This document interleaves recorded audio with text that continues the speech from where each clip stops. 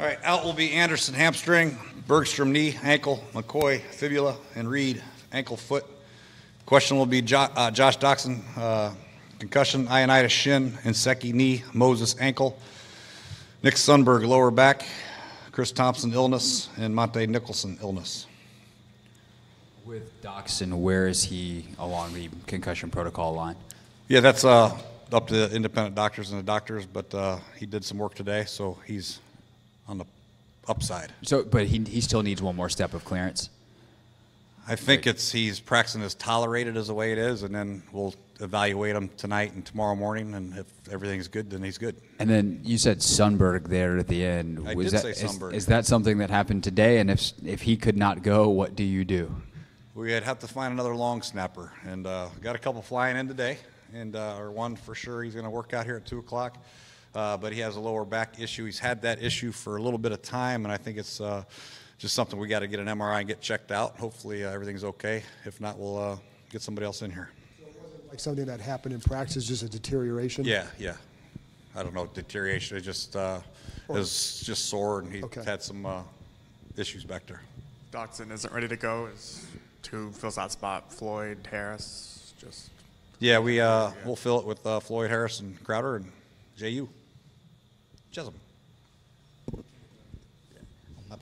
The decision on the other guards, well, the 2 guard spot, I'm assuming Ty will be one who would fill in for at the other spot.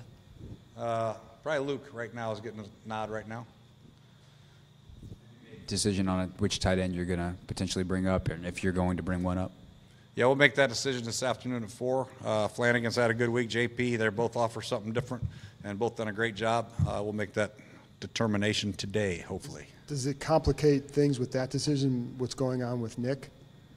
There's a lot of complicated things that we're trying to get cleared up, so, we have some other guys we're trying to work through to get up on the roster, and some guys that are out a couple weeks, 1 week, 2 weeks, 3 weeks. We just have to make a decision there and open up a couple roster spots, 1, maybe 2. After last year and all the roster juggling you had to do, did you ever think you'd get to this point and be doing more of it? Yeah, no, but that's part of the job. You have to handle injuries and situations, and that's what I signed up for. And unfortunately, we've had our share, but something that has to be done. Jay, sorry to belabor the point about penalties, but we didn't ask you about the false starts. What do you see there? Is that a lack of concentration? Is that the different quarterbacks coming in and out, the different guys on the line? Both, really. So lack of concentration, number one. That's everybody's got to be on the same page. Even when you're on the road, and you should never have a false start on the road because you got to watch the ball anyway, pretty much. But at home or when you have a couple, that's lack of concentration. A couple of them they called on Morgan that he just timed the count up and he didn't think he was offsides. But. Yeah, and then the snap count also. Sometimes they drag it out a little bit. Everybody's so used to the rhythm, white 80, white 80 set, and then sometimes white 80 set, and they, so we're getting that cleared up, make sure everybody's rhythmic and handle the change of snap counts when we need it. And you mentioned Morgan there. I mean, he's leading the league in total penalties. What do you see going on there when you take into account the holdings and the falses? Yeah, a couple hands to the face, a couple false starts, a couple holdings, and sometimes he's such a big guy. Sometimes, he gets the hands up there in the face every now and then, and he's had a couple false starts. Like I said, he's tried to time them and jumped. But the holding calls, that we've had 3 or 4 of them that were said weren't holding calls the day after. So, and some of them are legit. So we just have to get him. A lot of times if he gets beat, he'd rather have a holding call than get the quarterback hit too sometimes. But. I think Morgan's really done a good job this year as far as fighting through. He's played with some tough injuries now with his ankles and feet and all that stuff, and he's done a great job fighting through, being there for us. Unfortunately, he's had a couple penalties.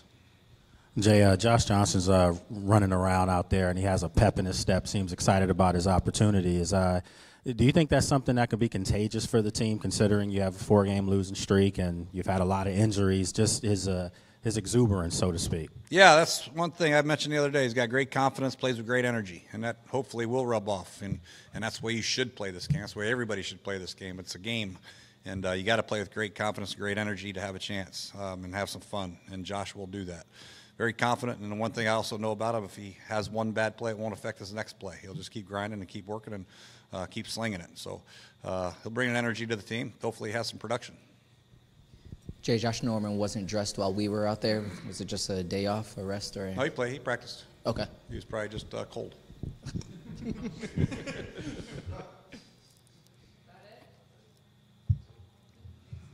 Thank you.